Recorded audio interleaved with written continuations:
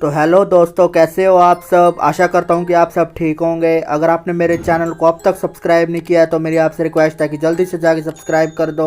और आज हम इस एनीम का 3rd एपिसोड देखेंगे, तो चलिए बिना देरी करे हुए शुरू करते हैं। इस एपिसोड की शुरुआत हम रेयांग को देखते हैं जो कि चटेऊ के साथ एक होटल में होता है। वहाँ पर रेयांग चटेऊ से कहता है कि चेकआउट करने का वक्त आ गया है, तुमने अभी तक कपड़े नहीं बदले हैं, तुम जाके पहले नहा लो। इसके बाद हम देखते हैं कि चटेऊ बाथरूम में जाकर नहाने लगती है। तभी वो पीछे से देखती है कि उसके कपड़े नहीं पड़े हैं, तो वो बहुत ज्यादा शौक हो जाती है। इसके बाद हम देखते हैं कि चटेऊ रूम में आ जाती है और अपने आप को कंबल से ढक लेती है। चटेऊ को इस हालत में देखकर फिर रेयांग उससे पूछने लगता है कि आखिरकार तुम कर क्या रही हो। फिर चटेऊ रेयांग से कहने लगती है कि तुमने मेरे कपड़ों के साथ क्या किया। इस पर फिर रेयांग कहता है कि खैर वो गंदे हो गए थे तो मैं उन्हें धोने के लिए लॉन्ड्री में दे आया। फिर चटेऊ रेयांग से कहती है कि तुमने मेरे सारे कपड़े लॉन्ड्री में दे दिए। इस पर फिर रेयांग कहता है कि हाँ, मैंने उन्हें धोने के लिए डाल दिया, जैकेट और अंडरवेयर और सब। इसे सुनकर चटेऊ बहुत ज्यादा शौक में पड़ जाती है। चटेऊ को देखकर फिर रेयांग कहता है कि औरतों की अंडरवेयर मशीन में धोने लायक नहीं है क्या। इस पर फिर चटेऊ कहती है कि बात वो नहीं है। फिर अगले सीन में हम देखते हैं कि रेयांग चटेऊ के सारे कपड़े ले आता है और कहने लगता है कि ये सूख गए, अब तुम इसे पहन सकती हो। इसके बाद हम देखते हैं कि चटेऊ एक एसटीडी में होती है और अपने बॉस से बात कर रही होती है। उनको कह रही होती है कि आपको चिंता करवाने के लिए माफ करना, बाकी मैं आपसे मिलकर सब कुछ बता दूंगी, गुड बाय। तभी हम देखते हैं कि वहाँ पर रेयांग भी होता है और उसे कहने लगता है कि क्या तुम फंस गई रात भर सोने के लिए। फिर चटेऊ रेयांग से कहने लगती है कि तुम अब मेरा पीछा करना छोड़ दो, वो ऑफिस से मुझे लेने आ रहे हैं। इस पर फिर रेयांग कहता है कि क्या, मैंने कहा था मैं तुम्हें छोड़ दूंगा। फिर चटेऊ कहते हैं कि मैंने कभी पूछा ही नहीं। इस पर फिर रेयांग कहता है कि चलो भी यार मेरे साथ अब। फिर रेयांग चटेऊ से कहता है कि अरे रुको, मेरे पास तुम्हारा फोन है, ये लेती जाओ। फिर चटेऊ कहने लगता है कि तभी सोचूं मैं इसे ढूंढ क्यों नहीं पाई, दो मुझे इधर। फिर रेयांग कहने लगता है कि वैसे ये पूरी तरह से चूर चूर हो चुका है, वैसे तुमने अपनी कार भी तबाह कर दी, तुम बड़ी मुश्किल में फंसने वाली हो। फिर चटेऊ रेयांग से कहती है कि मुझे माफ करना इन सभी मुसीबत के लिए। इस पर फिर रेयांग कहता है कि ओ, मुझे इसकी उम्मीद नहीं थी, लेकिन तुम फिक्र मत करो, ऐसा नहीं है कि मुझे कोई चोट लगी है, चोट तो सिर्फ तुम्हें लगी है। रेयांग चटेऊ से कहता है कि मैं माफी के बदले एक शुक्रिया सुनना पसंद करूंगा, जैसे बहुत बहुत शुक्रिया, या मैं ये कभी नहीं बोलूंगी। फिर चटेऊ रेयांग से कहते हैं कि वैसे हमलावर ने तुमसे ये बात कहने को कहा था, अपना कर्ज चुकाने का वक्त आ गया है, धोखेबाज। शायद तुम्हें पता है वो किस बारे में बात कर रहा था। इस पर फिर रेयांग कोई जवाब नहीं देता। फिर चटेऊ कहने लगता है कि चलो छोड़ो, मैं चलती हूँ यहाँ से। इसके बाद हम देखते हैं कि चटेऊ वहाँ से चली जाती है और रेयांग मन ही मन में सोचने लगता है कि तुम मुझे थोड़ा पहले भी बता सकती थी। फिर अगले सीन में हमें 5 साल पहले का सीन दिखाया जाता है, जहाँ पर ये दो आदमी एक दूसरे से बात कर रहे होते हैं, जिसमें से एक आदमी का नाम होता है होऊ और दूसरे आदमी का नाम होता है सियोंग। हम देखते हैं कि होऊ वही बाइक वाला बंदा है जिसने चटेऊ पर हमला किया होता है। होऊ सियोंग से कहता है कि क्या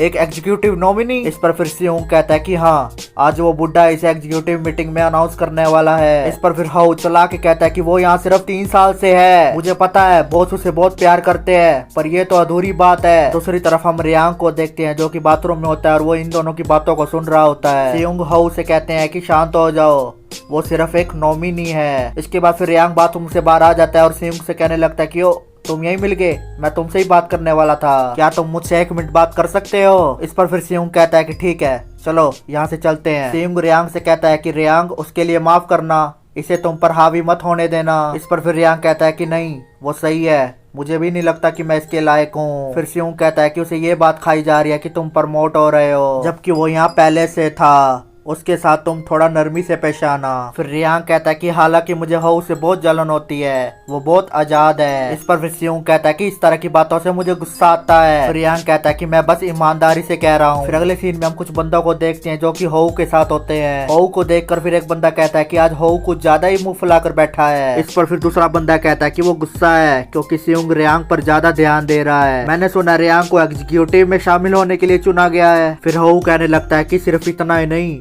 उसमें कुछ तो अजीब लग रहा है। इसके बाद फिर हम सियोंग और रेयांग को देखते हैं। सियोंग रेयांग से कहने लगता है कि तुम्हें अब अकेले ही आगे बढ़ना होगा, तुम सबसे छोटी बात के लिए भी निशाना बन सकते हो, बहुत से लोगों को तुमसे गुस्सा आता है। सियोंग कहता है कि चलो हाउ के साथ डिनर पर चलते हैं, हमें तुम्हारे लिए सेलिब्रेट करना है। हालांकि हाउ बहुत ज्यादा नाराज है और तुम उसे चिढ़ाने की फिरक में हो, तुम दोनों एक साथ बैठकर एक ही बारी में बात क्यों नहीं कर लेते। इसके बाद फिर रेयांग अपनी गन निकाल लेता है और कहने लगता है कि माफ करना, मैं डिनर पर नहीं आ सकता। ये कहते ही रेयांग अपनी गन से सियोंग के ऊपर शूट कर देता है। इसके बाद फिर यहाँ से सीन चेंज होता है और हम चटेऊ को देखते हैं जो कि अपने बॉस के साथ एक कार में होती है। बॉस चटेऊ से कहने लगता है कि आखिरकार क्या चल रहा है, तुमने फोन भी नहीं उठाया और तुम्हारी कार भी चोटी से नीचे गिर गई। मैं चाहता हूँ तुम मुझे शुरुआत से समझाओ। इस पर फिर चटेऊ कुछ नहीं बोलती। फिर बॉस कहने लगते कि चटेऊ तुम सुन रही हो ना मुझे। चटेऊ कहती है कि मैं थक चुकी हूँ। इस पर फिर बॉस कहते हैं कि प्लीज मुझे सच सच बता दो क्या हुआ था। इसके बाद हम देखते हैं कि चटेऊ कार में ही सो जाती है। चटेऊ को देखकर फिर जिम कहने लगता कि बॉस ये तो सो गई। फिर अगले सीन में हम देखते हैं कि चटेऊ अपने बॉस के साथ उनके रूम में होती है। बॉस चटेऊ से कहने लगते हैं कि मुझे समझाने के लिए माफी से कुछ ज्यादा चाहिए। चटेऊ अभी भी बहुत ज्यादा शांत होती है और कुछ भी नहीं बोलती। इस पर फिर बॉस कहते हैं कि मैं पूछ रहा हूँ क्या हुआ था। फिर चटेऊ कहती है कि मुझे माफ कर दो,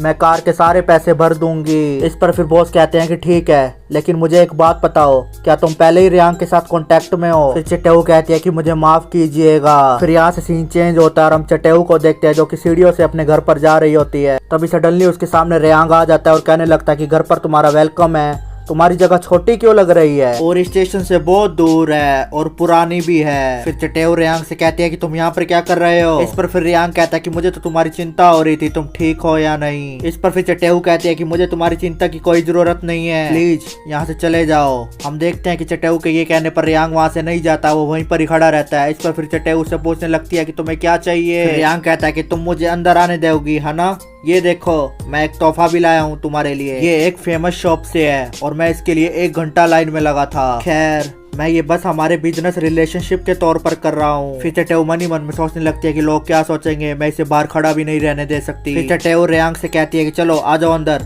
लेकिन अपने शूज बाहर ही उतार के आना। इसके बाद फिर रियांग सोफे पे बैठकर कहता है कि तुम्हारे पास बेड नहीं है क्या, ये कमरा तुम्हारे लिए छोटा नहीं है। मुझे पता है कि तुम यहाँ पर अकेली रहती हो, पर ओह वैसे ये क्रीम पफ्स है, हमें अब चाय में क्रीम या शक्कर की जरूरत नहीं। इसके बाद फिर हम देखते हैं कि रियांग उसी सोफे पर लेट जाता है और कहने लगता है कि ओ क्या एक सोफा बेड है, ये मेरे लिए थोड़ा छोटा है। इसके बाद फिर रियांग को सामने पड़ी चटेऊ की फैमिली फोटो दिख जाती है और फिर वो सोफे से उठकर उस फोटो को देखने लगता है। फोटो को देखकर फिर रियांग चटेऊ से कहता है कि ये तुम हो क्या, और इस फोटो में ये तुम्हारे पेरेंट्स हैं। इस पर फिर चटेऊ गुस्सा होकर कहती है कि इससे तुम्हारा कोई लेना देना नहीं है। इस पर फिर रियांग कहता है कि नहीं है, पर मुझे इसमें दिलचस्पी है, आखिरकार ये तुम्हारे बारे में है। हम देखते हैं कि चटेऊ वहाँ पर रियांग के लिए ब्रेड और चाय ले आती है। फिर रियांग चटेऊ से कहने लगता है कि तुम भी खाओ ना, चलो भी, मैंने उन पर कांटे नहीं लगाए हैं। फिर रियांग चटेऊ से कहने लगता है कि आज तुम घर पर लेट आई हो, तुम्हें सजा वजा मिली है क्या। रियांग कहता है कि ओ मैंने दुखती नस पर पैर तो नहीं रख दिया ना, लगता है इसका जिम्मेदार मैं हूँ, क्या उन्होंने तुम्हें सस्पेंड तो नहीं कर दिया। फिर चटेऊ कहने लगते हैं कि मेरी एजेंसी को पता है मैं तुम्हारे साथ कांटेक्ट में हूँ। फिर रियांग कहता है कि असल में तुम्हारा बॉस हमारे बीच में नहीं आना चाहिए, वो मुश्किल में आ जाएंगे अगर एक भी शब्द बाहर आया तो। अगर कुछ नहीं हुआ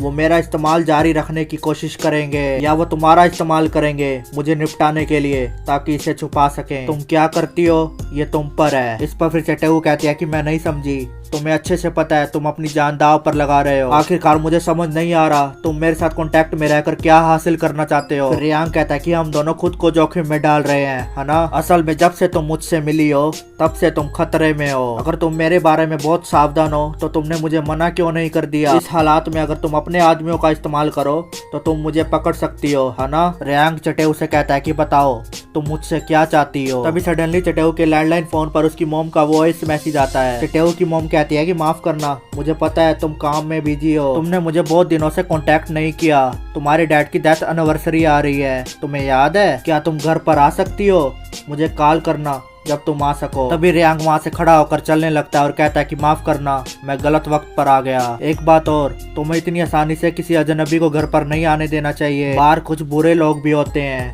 मैं तुमसे दोबारा कांटेक्ट करूंगा। तो इसी के साथ हमारा ये एपिसोड यहीं पर ही खत्म हो जाता है। अगर आपको ये वीडियो अच्छी लगी हो तो मेरे चैनल को सब्सक्राइब करके जरूर जाएं, और अगर आपको इस अनीम का नेक्स्ट एपिसोड जल्द से जल्द चाहिए तो कमेंट सेक्शन में कमेंट जरूर करके जाना। तो अब हम फिर मिलेंगे अगले एपिसोड के साथ। Thank you.